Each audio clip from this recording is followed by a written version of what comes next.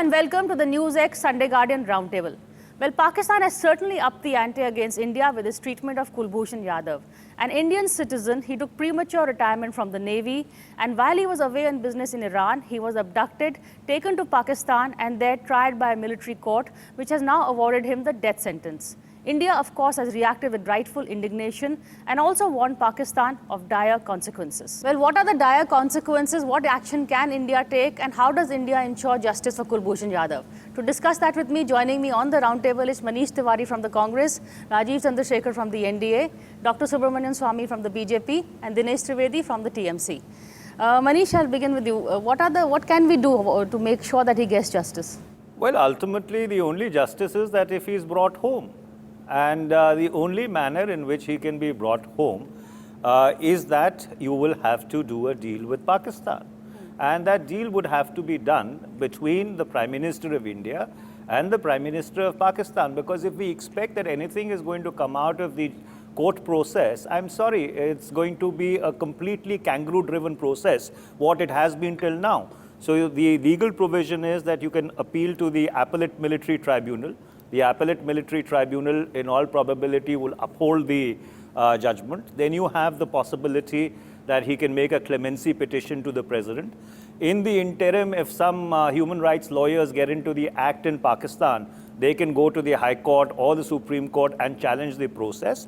But the most interesting thing is that till today, Pakistan has not had the gumption of even making the judgment of the General Court Martial public. The moment that judgment becomes public or somebody accesses it under the Freedom of Information Act, which exists in Pakistan also, that itself will actually blow the entire case of the Pakistani government out of water. It is completely and absolutely a fallacious, kangaroo-driven process which they have played itself out. And Kulbhushan Jadhav needs to be brought home. And on this issue, everybody needs to stand together. Rajeev, I saw one of your tweets, and you were one of the first to say it's a premeditated murder if they carry on, and that's the line that India is taking. Apart from, diplomatic options, what are the other options? No, look, I just want to add to what Manish said. I think we must understand that this is a deliberate, calculated move by Pakistan to bring India back onto the negotiating table. They are using this, they are going to use this, and we must understand this. This is not some, accidental process within the greater Pakistani judicial system. This is a deliberate, kangaroo court-driven process to target this man and to bring India onto the negotiating table, because they know India will get upset. They know that public outcry in India will be significant, and they want India on the table. And so therefore the government of India has two options. One is to get into a secret negotiation with them where they say, look, send him back and we will send some of yours back. Or we take a different approach, which is a hard approach that says, fine, we will still not negotiate unless you drop terrorism. And we will see what we have to do subsequently. I mean, we don't have to reveal all our cards. But we must not forget that this is a deliberate effort by Pakistan to bring the spotlight back on Indo-Pakistan relationship in the international media and in the domestic media, and to try and get India to the negotiating table when India is seen as walking away. Dr. Swamy, what is the government mulling over? What are the options? First of all, I'll start with the assumptions that have been made by these two eminent speakers. Thank you, sir.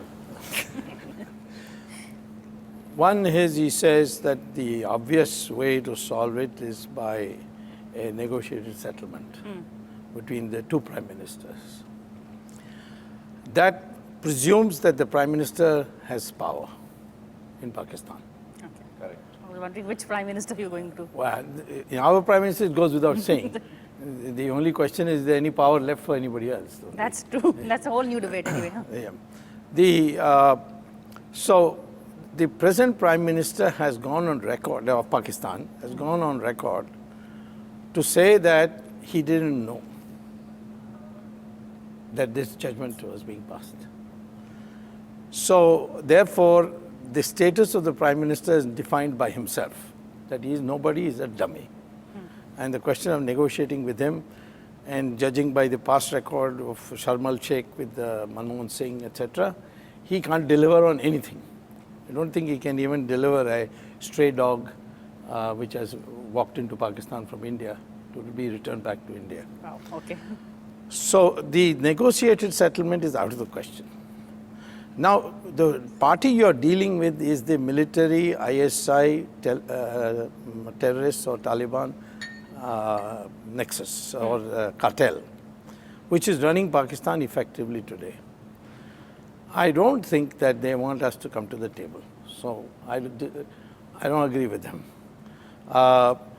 So we have, therefore, in such classic situation, to say to Pakistan that the costs of losing one life of an Indian is going to be very severe for you.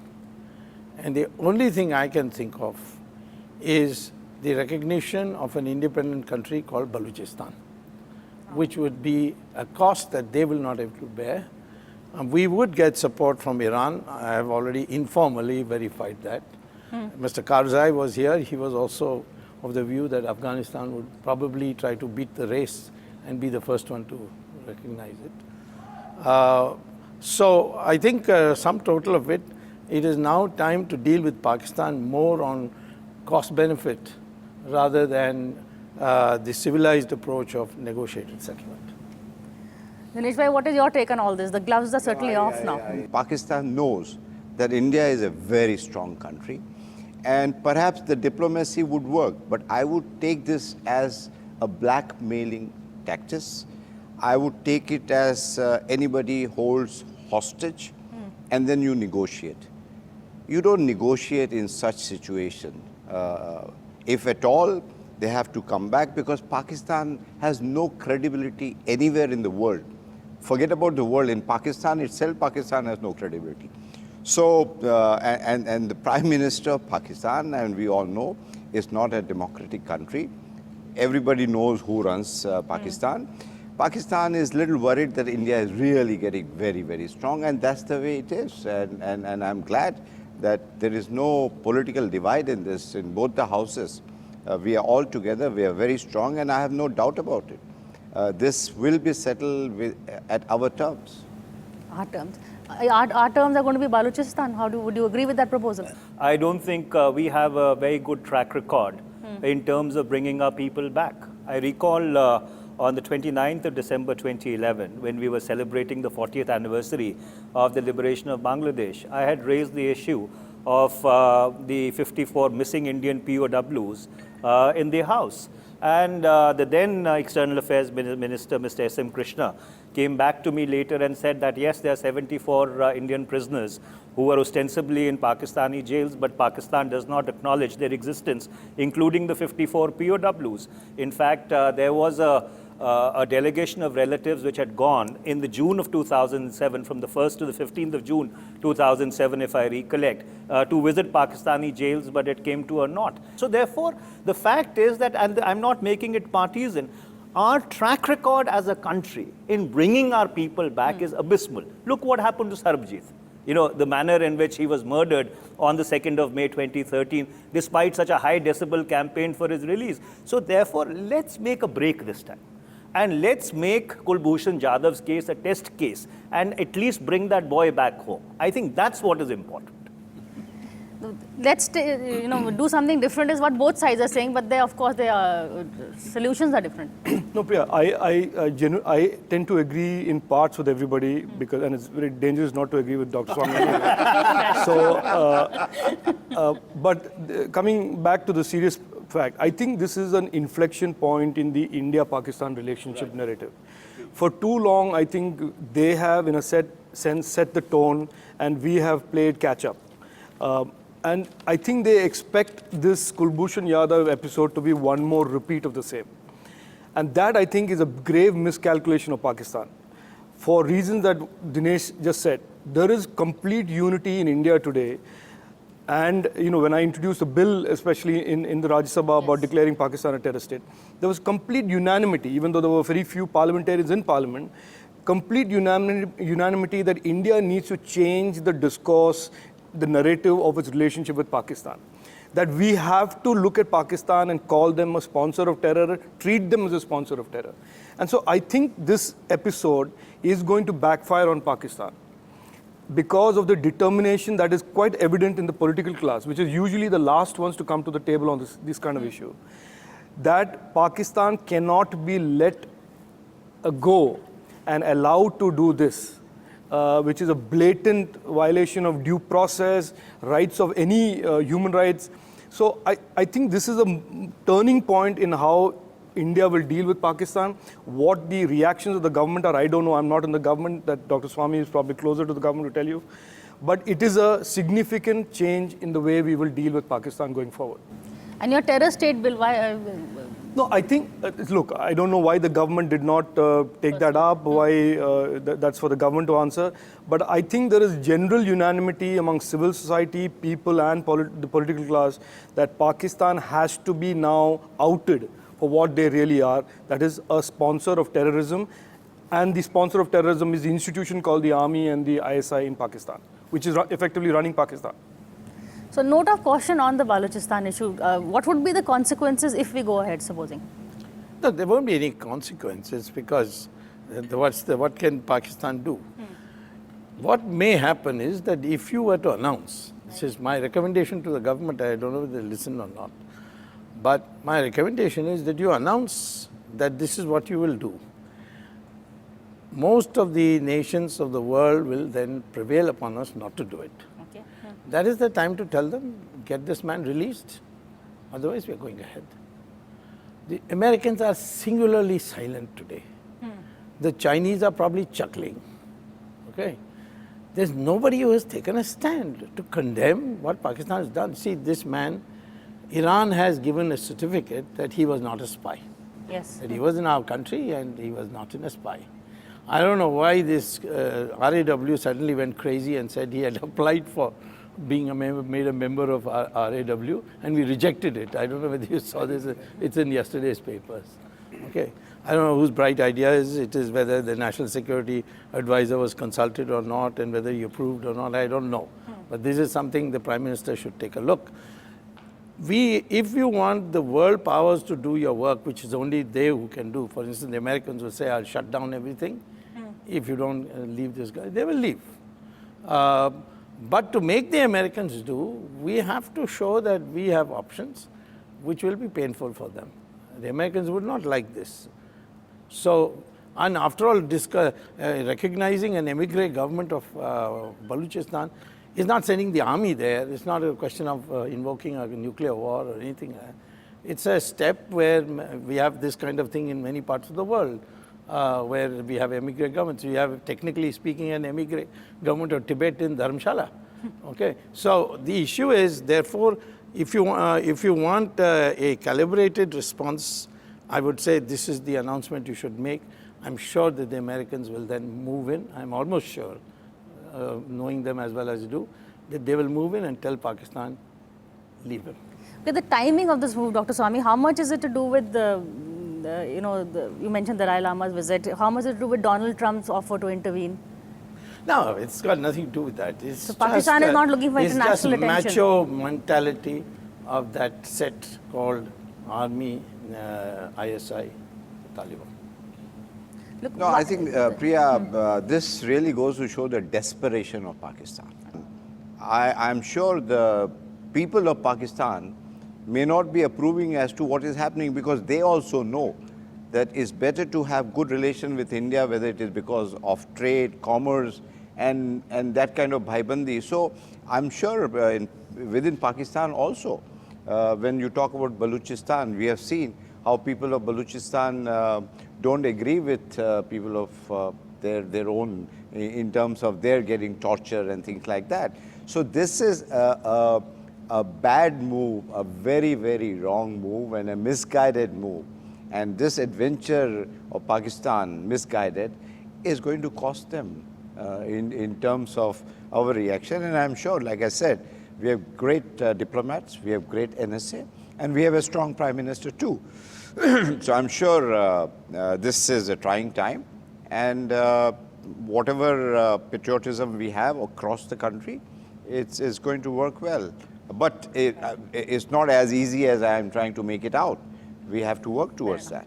And fortunately, the entire media is also, all are together. Yeah. We need to take a break. We're going to come back, and also I'm going to go a bit into the conspiracy theory. Why would Pakistan do this now? What is it trying to achieve by this act? So stay with us.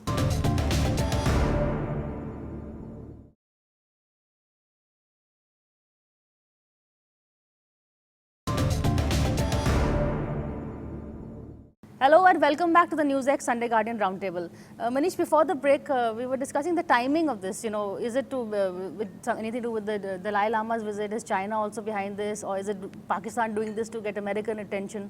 Look, the elephant in the room is apparently some lieutenant colonel who's gone missing in Nepal. Correct. So therefore, the speculation is that apparently this was fast-tracked because they had certain apprehensions about certain lieutenant colonel, I think possibly misplaced, who's suddenly gone missing. So you see, the fact is that you are dealing with an extremely convoluted state called Pakistan. I mean, if they could play the United States of America for a song on Osama bin Laden for all these years, hide him in Abbottabad, and take their aid and continue with the business of not only sheltering the Taliban Shura and the Haqqani network, but every other non-state instrumentality. So you are dealing with a very insidious instrument called the deep state in Pakistan. Insofar as the Balochistan option is concerned, conceptually, Dr. Swamy is correct, but the difficulty is that even the Balochis are not on the same page. The Balochistan movement is divided into myriad number of groups. As I understand, there is apparently a government in exile already existing in Switzerland. And if you talk to some of the Baloch activists, they apparently feel that after the great announcement which the Prime Minister made from the Red Fort, India has really let them down. So therefore, if we are going to energize the Balochistan option, then we need to be consistent with it. You cannot blow hot and blow cold, depending upon as to where our relationship with Pakistan is situated at a particular point in time. But I do agree with you that there is a need for a calibrated approach. Unfortunately, our Pakistan policy over the past 34 months has been a story of U-turns, flip-flops, and somersaults. And so therefore, the partisan and therefore, we've ended up sending a signal to the deep state in Pakistan that you are apparently dealing with a bunch of amateurs in Delhi. And that's why, they're emboldened to run these circles around you. No, I don't think there has been any convoluted somersaults. I think, if anything, there has been a clear recognition that India has more options than lighting candles and whining in the international forum, which is what we saw for the best part of the last 10 years before this government came. That is my bit of partisanship. But I think this is the time that India should now roll out its options between the digital the army military option versus doing nothing option. I think I have argued this for several months that we have a series of other options available that are covert, like the Balochi option. Then there are trade, economic options available, and we have to start rolling them out and putting the squeeze on Pakistan. Everybody around this table has acknowledged that Pakistan is a failed state, is a rogue state, is a sponsor of terror, and it is a widely held recognition of Pakistan, but nobody has done anything about it. And I think that is what we now need to start doing. Kulbhushan Yadav should be the trigger that India now starts unveiling its so-called non-nuclear options, because every time we talk about Pakistan, it's either nuclear options or candles. I think there is a whole bunch of things that we can do, and I think this is what this government is going to do. It is going to be slow, but I think Pakistan will have to hear the message from India that business as usual is not acceptable to India, and we have our own way of responding to Pakistan and holding them to account. And why the timing? Do you think there is No, I think the timing, I agree with you that there is a linkage to the Dalai Lama visit. China is rattled. Pakistan is a vassal state of China, and all it takes is a little phone call from China to say, do something to India, and Pakistan will jump and say, how high do you want us to jump? So there is some credibility around that theory. Obviously, nobody has proof that there's that call that was made, but the fact that this is done to divert attention from the response that Dalai Lama, His Holiness, is getting in Arunachal Pradesh and how China is getting rattled is a credible theory. Not necessarily the only theory, but that is one credible theory about why Pakistan is doing what it's doing now.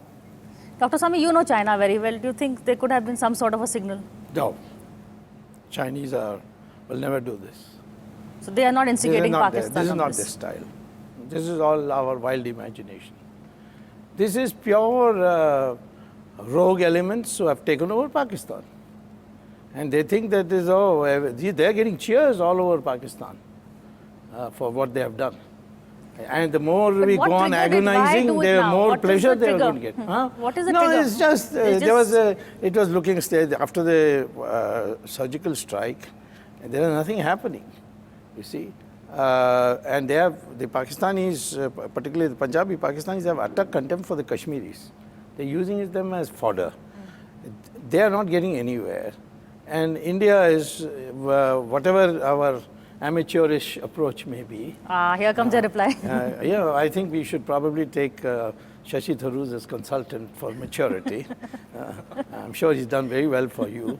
He's trying to do his bit for you. I don't know about that.